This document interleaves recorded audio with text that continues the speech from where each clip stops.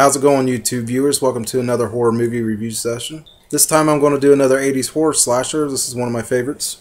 It's called Dead and Buried.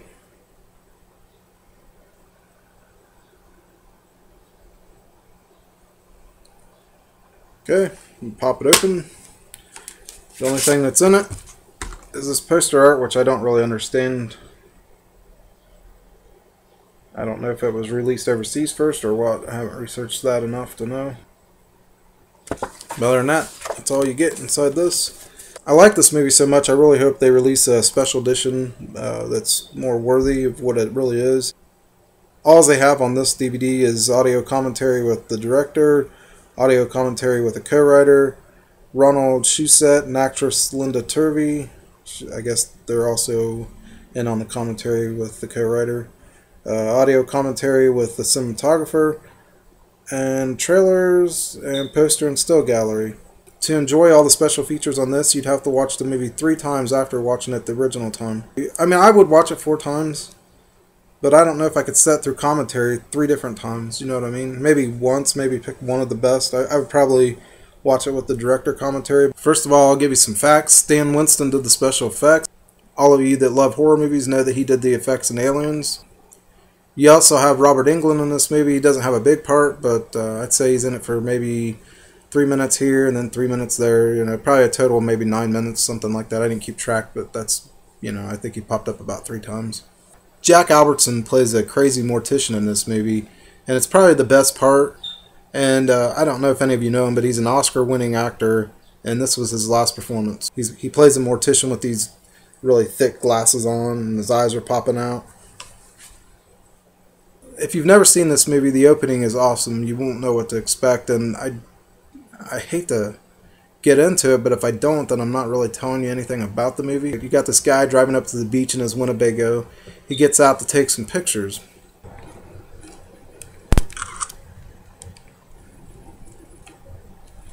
Oh, taking some pictures of the beach here.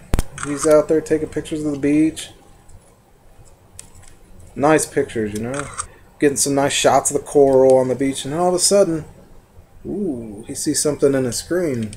Ooh, some legs. Nice. He scans up. Oh, there she is, a hot babe, right on the beach. So he pulls it down, and she starts flirting with him. It's safe to say that his tongue probably hit the sand, you know. Before he could really get to first base, I don't know if he got to first base. He might have got to first base, but anyways, just before he's ready to reach second base, behind her, 5 guys come out. Might have been a chicken there too, I can't remember. I think they were all guys, it doesn't matter. Robert Englund's one of them. I forget what they beat him with, but they take something and just brutally beat the crap out of him. And then they take fishnet and wrap it all around him and tie him up to this pool. Then they all get their cameras out. His nose is like smashed up against the net and there's like blood running down. And they all get their cameras out. And they start taking shots of that. Bam! It's kind of like the psycho paparazzi showed up. As he's fading away, seeing the last visions of these psychos in the beach before he dies, one of the old men says, "Welcome to Potter's Bluff." I forgot to mention that before they started taking pictures, they caught him on fire. So, you know, he's burning up and the rope's burning into his skin and everything, and then they start taking pictures. They take his body, they put it back into the Winnebago and make it look like he burned up in a wreck.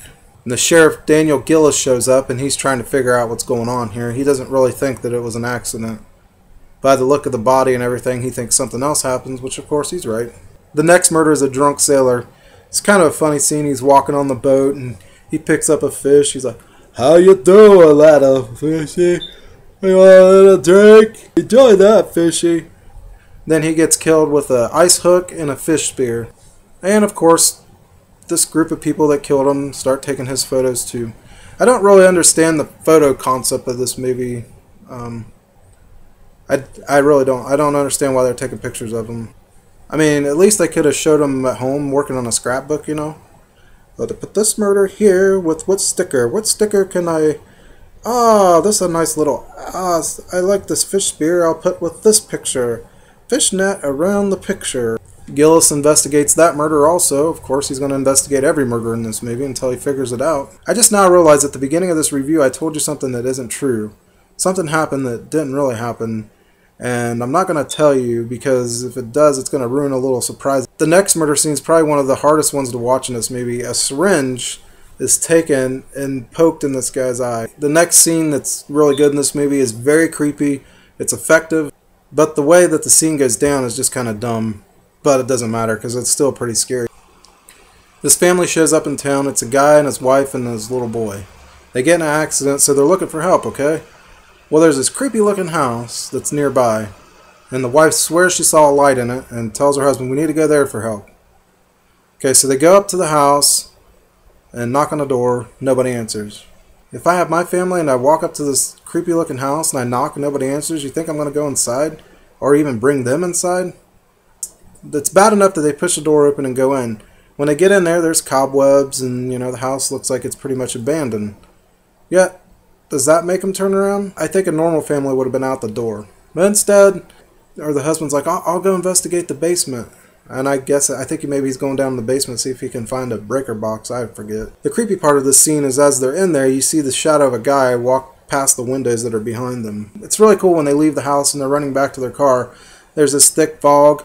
And in the fog, you see the silhouette of the town folks coming towards them.